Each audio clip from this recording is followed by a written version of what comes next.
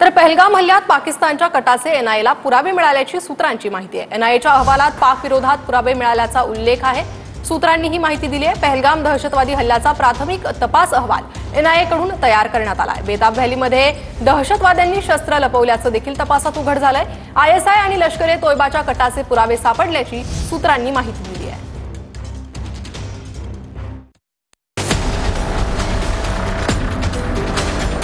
आतापर्यंतच्या एनआयए तपासात काय?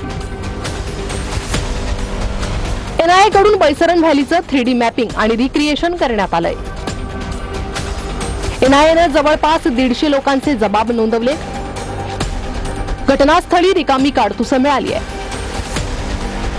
रिकामी काडतुसं तपासासाठी एफएसएलला पाठवण्यात आली आहे। ओव्हरग्राऊंड वर्क्सच्या कॉन्टॅक्ट लिस्ट तयार आहेत। ओव्हरग्राऊंड वर्क्सवर कारवाईची तयारी सुरू झाली आहे। पहलगाम हल्ल्यात पाक दहशतवादी संघटना लष्कर, आयएसआय आणि पाक आर्मीच्या षडयंत्राचे पुरावे सापडल्याची माहिती सूत्रांनी दिली आहे।